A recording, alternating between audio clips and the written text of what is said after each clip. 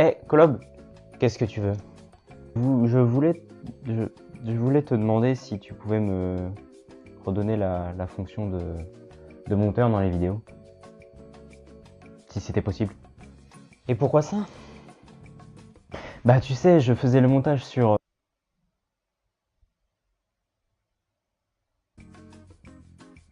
Je faisais les montages sur les autres vidéos et maintenant bah, je suis juste un gars sur un fauteuil qui livre des anecdotes et qui essaie de rendre les vidéos plus drôles. Sans plus. Tu sais quoi? Tu as raison. Tu n'es pas mon clown, mon clone. Tu n'es pas mon clone pour rien. Je te redonne la fonction de montage. C'est vrai? C'est vrai? Merci beaucoup.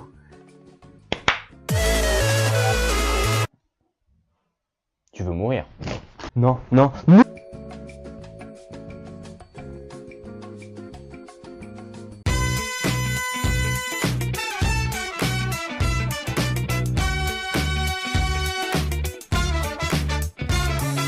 Bonjour à tous les petits cinéphiles qui nous regardent, bienvenue. Petite question, est-ce que vous connaissez ces personnes? Vous ne les en connaissez peut-être pas, du moins pas leur visage mais leur nom, je vous expliquerai après pourquoi. Dans ma famille, on aime beaucoup le cinéma. Déjà, ça fait un bon point. Mais de plus, on aime quelque chose qui est ancré dans le cinéma. Ce sont les musiques de films.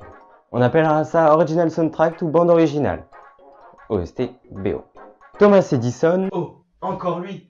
Thomas Edison, qui avait créé son kinétographe et son kinétoscope, voulait coupler le son et l'image. Il a alors inventé le phonographe, appareil destiné à reproduire le son, mais sans franc succès. Il a perdu. Voilà. Tant pis pour lui. Après la présentation et le succès du cinématographe des Lumières, un certain Émile Malaval leur avait proposé d'improviser des morceaux de piano pour cacher le bruit insupportable de l'appareil de projection. La musique faisait son entrée dans le cinéma. L'idée fut reprise de nombreuses fois avec un piano, un violon ou un orchestre pour les plus riches. Ce qui cachait le bruit incessant de l'appareil de projection était devenu un accompagnement musical pour le cinéma. Voilà, c'était seulement pour raconter un peu l'arrivée de la musique au cinéma. Non mais il y avait déjà de la musique avant le cinéma. On s'en fiche. Tout le monde le sait. On parle de quoi dans le côté ciné? De cinéma. Tu parles de cinéma là? Non. Alors tu te tais. Mais c'est bon, calme-toi, calme-toi.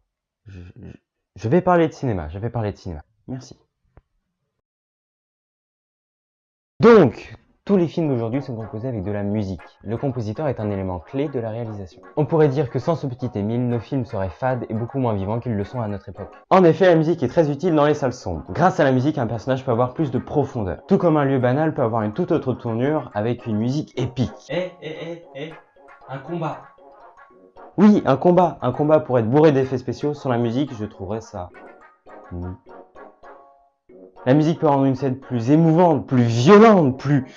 Wow. Petite rectification de ma vidéo d'introduction, ce n'est pas le cinéma qui nous fait vivre tout cela. Ce qui nous fait vivre le moment, c'est tout ce qui forme le cinéma. Les jeux d'acteurs, les angles de caméra choisis, les petits twists dans le scénario, les effets spéciaux et bien sûr, la musique. Reparlons des messieurs que je vous ai montrés tout à l'heure. Ce sont Hans Zimmer, John Powell, Michael Giacchino, Alan Silvestri, Brian Tyler et John Williams. Ce ne sont bien évidemment pas les seuls compositeurs dans le cinéma, mais ce sont mes préférés. Si vous ne les reconnaissiez pas tout à l'heure, c'est normal. Tout simplement parce qu'on ne les voit pas à l'écran. Comme toute la production, mais il faut un travail énorme à trouver de l'originalité à chaque fois. J'étais bercé avec cela, de la musique de film toute mon enfance, et pour être franc, je ne regrette en aucun cas. Grandir avec toutes ces différentes mélodies, ça m'a fait encore plus aimer le cinéma et son contenu. Tu vas faire des séquences émotions à chaque fin de vidéo? Absolument. Et tu peux me dire pourquoi? Parce que c'est ton émission. Tout à fait. Encore une fois. Ça c'est genre... Allez, fais. Allez.